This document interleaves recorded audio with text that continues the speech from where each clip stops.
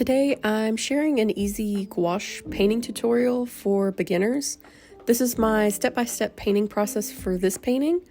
I am by no means an expert, so I've made it super simple and easy to follow, so if you're new to gouache, you can totally paint this too. Before we get into the tutorial, I wanted to show you guys the supplies I'll be using. Yes, my water cups are disgusting, thanks for noticing. I do have 2 cups, one for cleaning my brush and one for adding water to the paints. This just helps keep the water as clean as possible. And I'm going to be using Hemi gouache for this tutorial. I recently got them and have really loved them so far. Plus, they're pretty affordable, especially for beginners. So if you're trying gouache for the first time and aren't really sure what kind to buy, I recommend getting the Hemi gouache set just to try them out. I'll add a link to the description if you want to snag them from Amazon. That's where I got my set from. And yeah, here's the sketch I'll be painting. I did the sketch on mixed media paper. You'll notice very quickly that I don't follow the sketch at all. I was gonna try painting a person, but I 100% chickened out at the last second.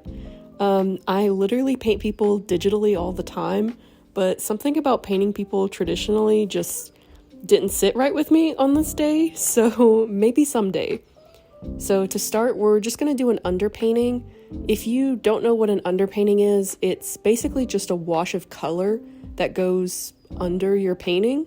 I know it can kind of seem pointless. I didn't really think it was worth doing in the beginning, but after doing it a few times, I realized that it makes a huge difference.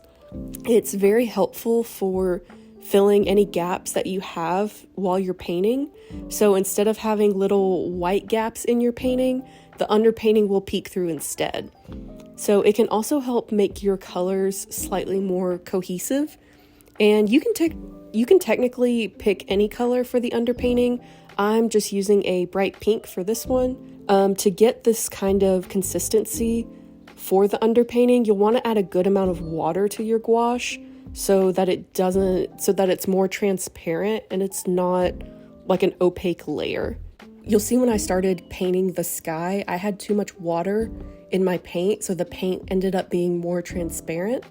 This is not what we want, so to fix that, I just added more paint to my palette and tried again. You can see when I do it again, the paint is much more opaque and it still glides very smoothly. Gouache can be tricky as a beginner because you've got to get the consistency right. And that can just take a little bit of time to get a feel for. Obviously, I'm not like a master at it either, so just, do your best, and then if it's not right, you can always just remix it. My general rule is to start from the farthest back layer and work my way to the front.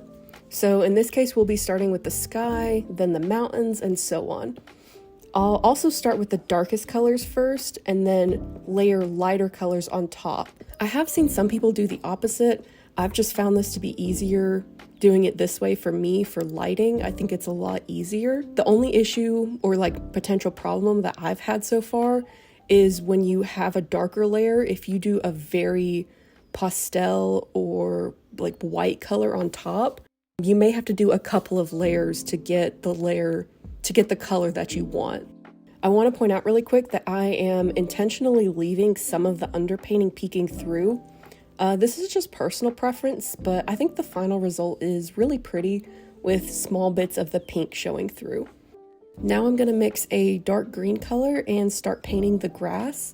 I try to keep the paint strokes in the same direction and just fill the whole space. And while I wait for this layer to dry, I'm going to go back to the mountains and take a very light, almost whitish color and add the lighting to the top of the mountains. Once this layer is dry, I'll start adding lighter greens on top. I'll also start using up and down paint strokes that resemble long grass. Keep in mind that the further away things are, the less detailed they are. So when I start adding flowers, I'm gonna make the closer flowers bigger and have more detail on them than the flowers in the background.